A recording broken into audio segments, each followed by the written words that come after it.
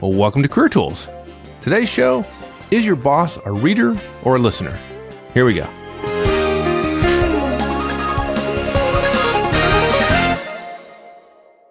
So do you think it really matters at all if you use the communication style of your boss? I mean, shouldn't you communicate the way that is most comfortable for you? You know, it's your idea and you got to be comfortable giving it. So why not approach it that way? Because if comfort were the reason we did things, we'd all sell Barca loungers. Okay, that's not the answer I was expecting. You kept saying comfort. I mean, really. I mean, if everything was so comfortable, they wouldn't have to pay us. That's true. I guess we have a new antonym for effectiveness, which is comfort. We periodically get asked by corporate clients to help not just managers, right? But a manager sometimes brings us in to help individual contributors. Right. Sometimes it's a highly effective performer who has relationship issues, and we see that quite a bit. The arrogant performer. Yeah, right. I think we actually did a cast on that. Yeah, we did, I think, yeah. And then sometimes it's helping an entire organization, getting the directors on board with what their managers are doing with one-on-ones or feedback or some kind of other organizational change that we're working with them. Right. When we do work with groups other than managers, we get all kinds of questions about working with their boss, right? That is the big one. That is the big one. You're absolutely right. Yeah, and we get it at the conferences, and we get it with when we're walking around our corporate clients. And the first question we get is, how do I give feedback to my boss? Yeah, shouldn't we do an over and under on how long into the conference before somebody says, how can I give feedback to my boss? Right? We should. Yeah, we should. It'd be an interesting little bit. Maybe we should do that on the website. For every conference, we ought to just do an over and under and wager your next year's salary increase. Yeah, and of course the answer is you don't give feedback to your boss, right? But the question that always surprises me that we don't get, everybody wants to zing their boss, or everybody wants to change their boss by giving feedback, but everybody sort of conveniently forgets in that moment that their boss has power over them. And the question they ought to be asking is, how can I influence my boss? Right. Not how I manage my boss. Right. Not how I give feedback to my boss, but how do I influence my boss? And we can influence our boss. And there are some ways to be more effective at it than a lot of folks know. It's easy. It starts with knowing how he or she communicates, right? It's not a matter of what you're comfortable with. It's a matter of getting what you want, of being effective.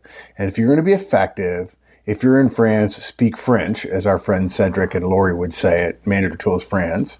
If you're going to be in Germany, speak German. And if you're going to talk to a boss, talk the boss's language. Let's talk more specifically about what do you mean by speaking the boss's language? I mean, we're in the United States, and let's just assume for a second our boss speaks English. So it's not it's not the language, really. What is it? Yeah. 3 key points to this cast about reading and listening.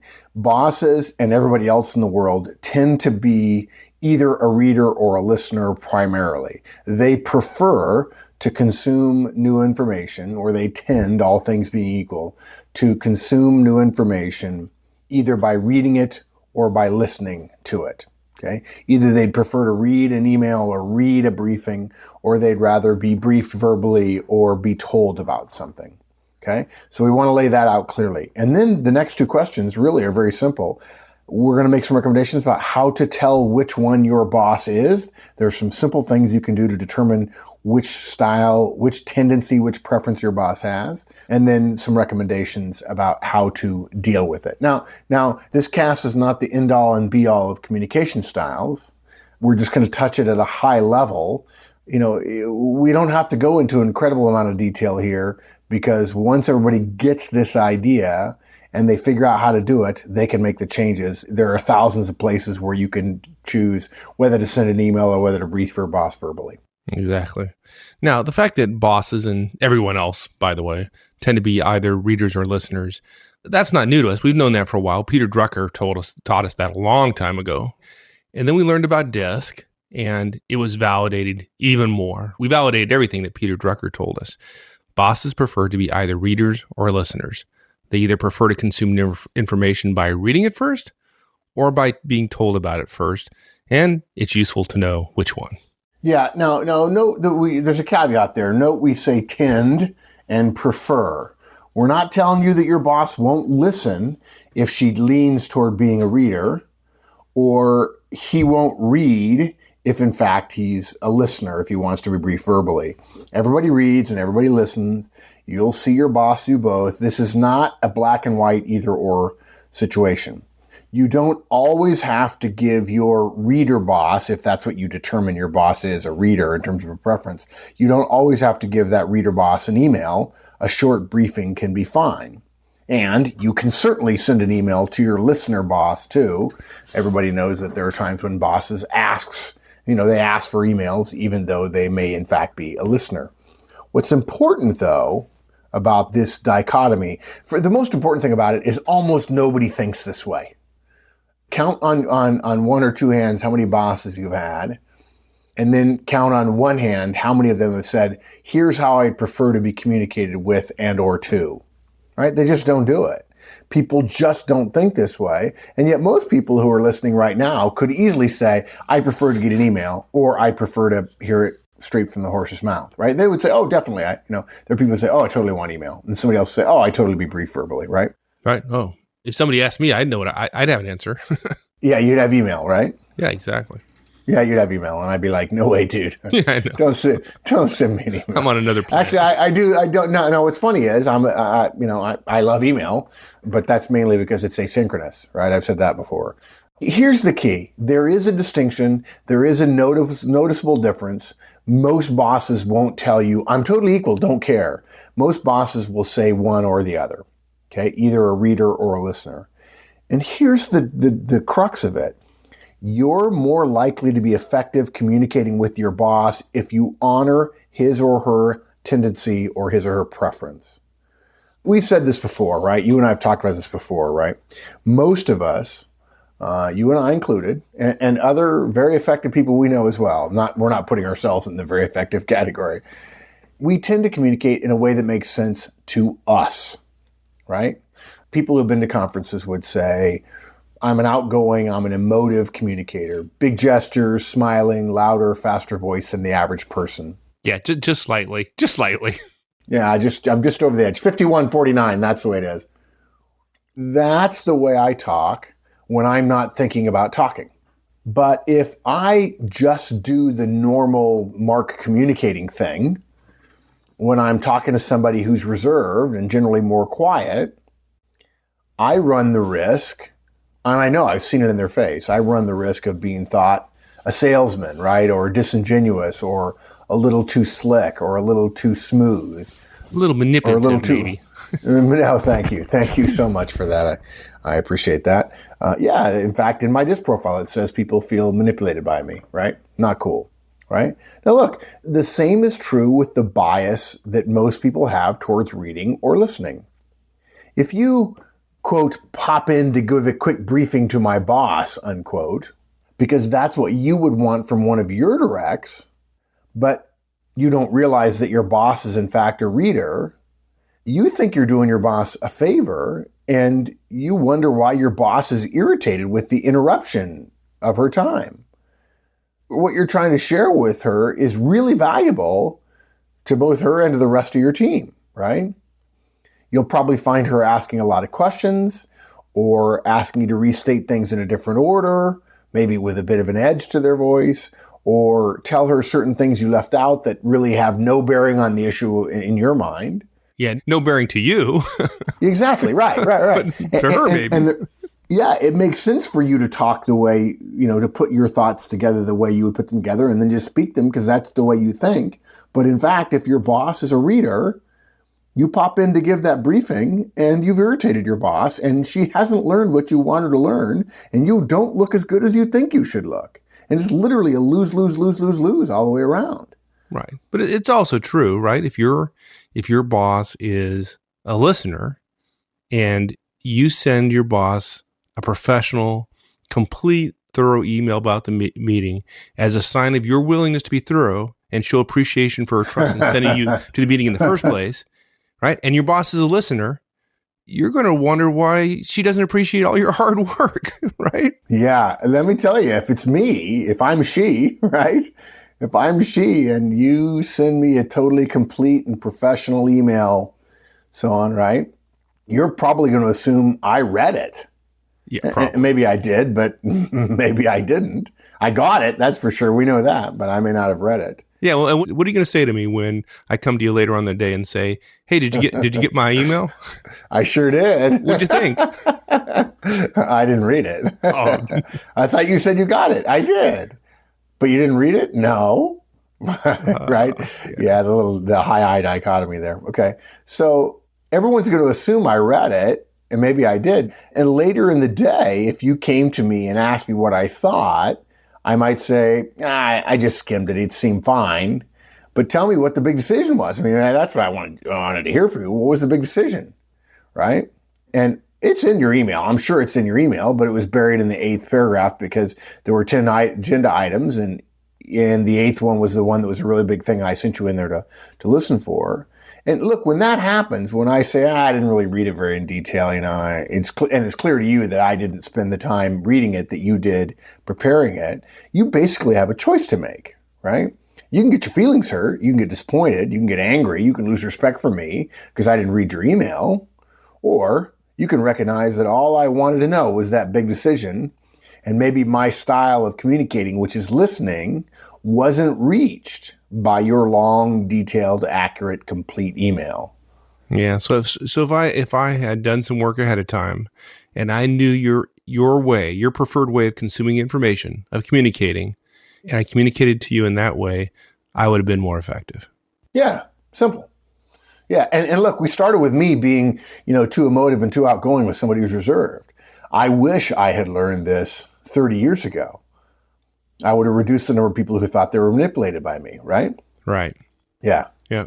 Okay, so what if you're my new boss? I've been working for you very long, or I've been working for you for a long time. I still don't know. Say that again. Say that again. Just let me get the feel of that. Let me get the flavor of that. No, I can't even believe those words came out of my lips. I'm to super glue my lips so it doesn't happen again. Okay. So let's this hypothetical, like purely fantastical, completely world. Fantastical. I'm working for you. And I don't know what your style is. What do I do? Is it hard to figure out what your style is? It is not hard. There are a few simple ways we can suggest.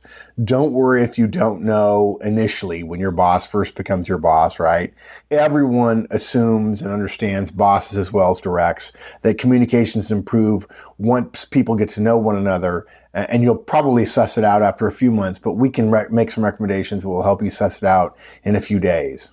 The first thing you ought to do is ask, right? I mean, I know it sounds really corny, and there are people who will say, well, why would I ask? Because then he'll know I didn't know. Well, if you've never worked with a guy before, why would he assume that you should know, right? Unless he's a public figure, and I bet you couldn't even name public figures, whether they're readers or listeners, right? Most managers will be so shocked that you cared enough to ask that they'll get over the fact that you didn't know it, right? Yeah, in fact, I think you're right. You bring up a good point. I think that most directs would be fearful of asking. Most bosses would think, well done, right? Yeah, Might as well find out, right? Hey, pretty impressive. You're willing to. It's not exactly sucking up, but you're recognizing that I have power and. They probably wouldn't say it that way, but it's like, hey, good call, man. Make my life easier. Anything you can do to make my life easier, I'm digging that, right? So the first thing you do is ask. It's almost always the easiest thing to do. It's not always the most helpful. We'll explain why in a second. And basically, you either send an email or you ask it verbally. And please, let's not worry just yet about which one's better, email or verbal. Just pick one, right? We don't recommend you ask in a meeting unless your boss called the meeting as a part of a get to know the boss effort. Let me get to know you, you can get to know me, or that's the intent of the meeting somehow. Ask in a face-to-face or a one-on-one. You could ask over the phone if you wanted. And our recommended way to ask is, do you prefer communication by email or do you prefer face-to-face? Yeah, and I wish you would have asked me that over email. You know the answer. Yeah. We used to ask email or voicemail, and almost nobody prefers voicemail, right? It's not how those people who are listeners prefer to listen, right? Now, the reason asking is not always the most helpful is a lot of managers will say face-to-face because they know it's the richest way to communicate. They know part of their jobs is to have some sort of relationship with their team. So they say face-to-face early on because they think of that as the right answer. Yeah. So it's only the managers who really, really prefer email that actually say so early on in a manager and direct relationship. So therefore, if they say face-to-face, you've got to take that with a bit of a grain of salt. Gotcha. Second thing you do is ask a previous direct or a friend of this particular manager you're working for, right? If the manager comes from inside your company or your organization, ask somebody who used to work for or someone who knows him or her. And it's simple. Do they prefer email or do they prefer face-to-face? What if you get a wishy-washy answer? It's funny. Here's my experience. Okay, I'm not saying this is fact, but in my experience asking this, and by the way, not just asking my bosses, but asking bosses of people I'm coaching or asking the person I'm coaching to get better at his management style, what his or her style is, so that I can inform his directs. In my experience, if you ask someone who has worked for this other person, if you get a wishy-washy answer, it's likely because the person you're asking isn't sensitive to the boss's style. In other words, they never thought about reader versus listener. Okay? Now, if you do get a strong answer one way or the other, you've still got to think briefly about the style of the person you're asking. If they themselves prefer email, right, and they say email, you have to discount their answer slightly. Okay? If they don't know any better, and they're going to say, well, he seems fine with email, right? He seems fine with email is not the same thing as I know he prefers email, right? Right, yeah. Now, if you get a strong answer that's the opposite of the preference of whom you're asking, that is likely a right answer. Because they were paying attention. Well, either they were paying attention or the boss hit them over the head with it, right? Hey, you keep coming in and briefing me. I prefer an email. Yeah, okay. Or the other side of that coin is, what is it with all these long emails, man? Just come by and tell me. Right. So that leads to the next point, though, is you can actually watch your boss's email and see how they correspond on email. And there's some clues there, aren't there? Yeah, look, if you get short emails, and we mean really short emails, 1 line, 2 lines, even 1 or 2 words long, you're talking to someone who's likely a listener, okay? If you don't get any emails, if they don't respond to your emails, again, they're likely a listener. On the other hand, if you get long emails from your boss, they're likely a reader. And we're not talking about forwarding distros. We're talking about your boss writing notes to everyone, whether they're broadcast or individual, and they're long emails. Then you're likely talking to a reader at that point. Right. Now, of course, if you've taken DISC or your organization has taken DISC and you know what your boss's DISC profile is, then it's really easy. Or if you've come to our Effective Communications Conference, then you'll know how to figure out somebody's profile pretty quickly. But what are the clues there if somebody's taken DISC? If he or she is a D or an I, they're likely a listener. If they're an S or a C, they're likely a reader.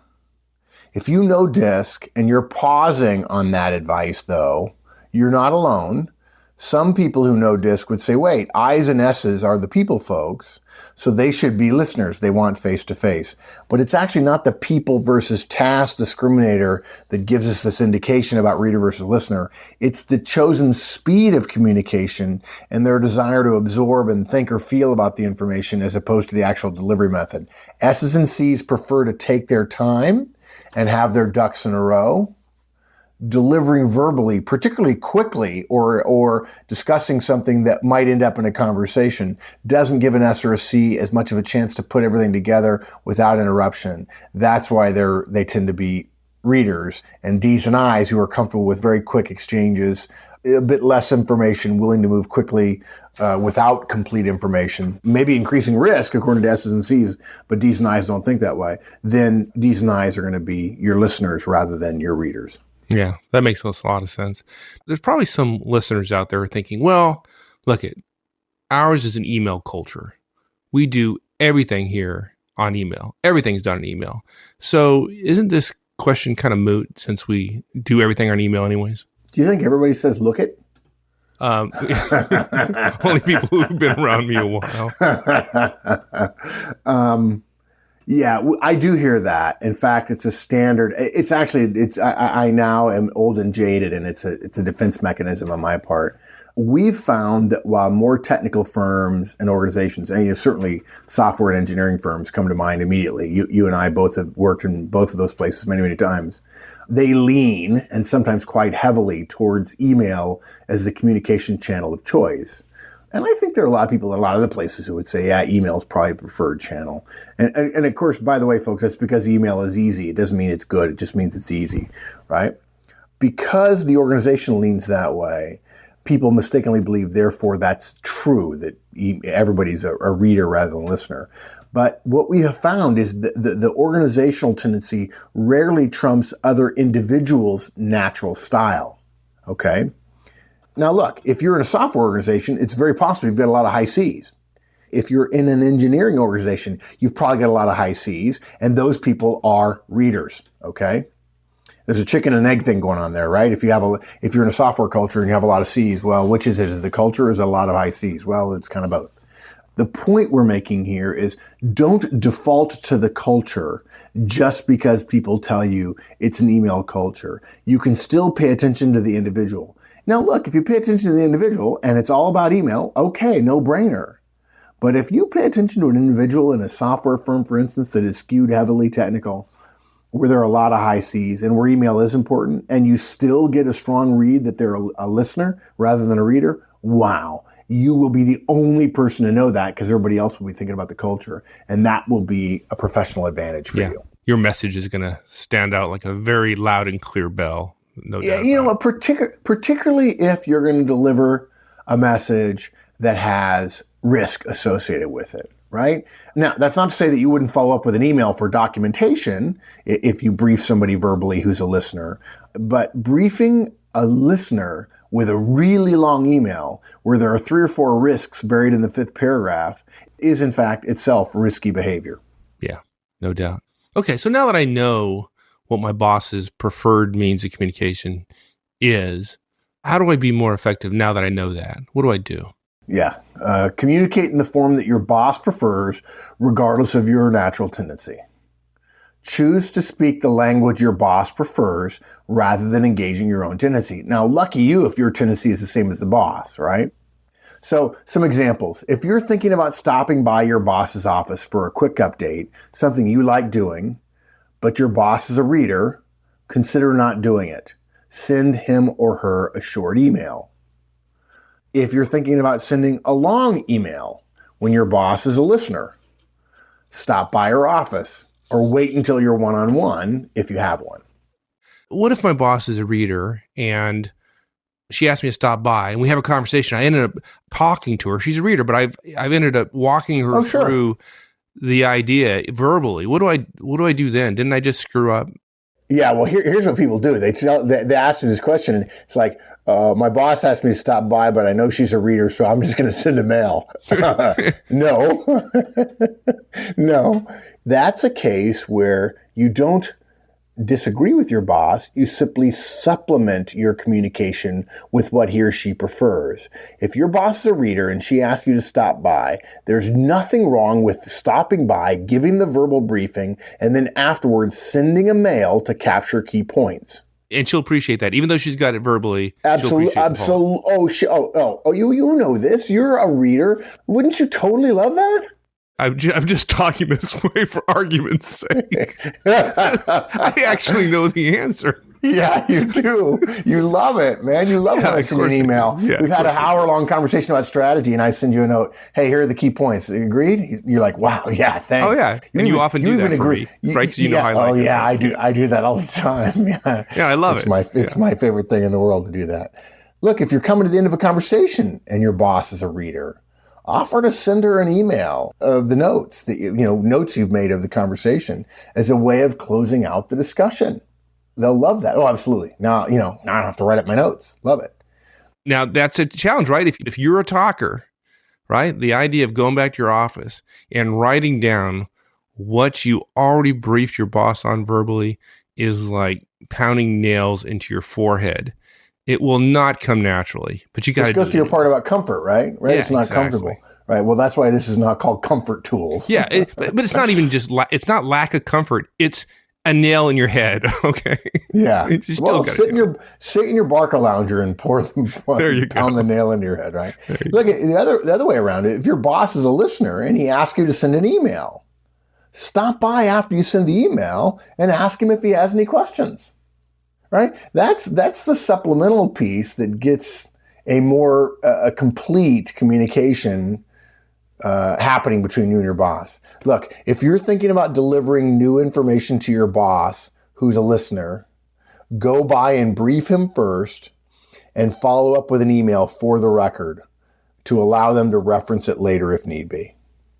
If you're thinking about delivering new information to your boss who's a reader, send them an email first and then stop by to see if he or she has questions. In fact, the new information thing is really key. I think probably I could have talked more about that earlier. It's just new information is really where this is particularly important. There are going to be times when you can get away with an email to a listener without any question. There'll be times when you'll be able to brief somebody verbally who's a reader. But new information particularly, definitely hew toward what your boss does, reading or listening as a first choice. Yeah, it seems really simple. It's amazing how much of an impact it can make. Yeah, exactly. It really, that's one of those things. It's like, I think people will write us notes and say, I wish I'd have known this, right? This is one of those simple things. And folks, hopefully we've brought it to tens of thousands of people, but don't think we invented the idea. Peter Drucker invented the idea years and years and years ago, and we're just sharing it with you. We wish you were still here to teach each one of you individually. So wrapping up real quickly, bosses tend to be readers or listeners. We shared some ways that you can tell which your boss is, a reader or listener, and how to be more effective. The sooner we learn that it's the listener, in other words, the receiver who is communicating, the sooner we unlock the secrets to becoming a great communicator, quote unquote. So much of our success in professional life depends upon our boss and how she perceives us and our work. Knowing how best to communicate with her makes us more effective and more successful. And it's easy to do. Use what works for him or her, and it will benefit you. Awesome. All right, my friend. Thanks, partner. We'll see you later.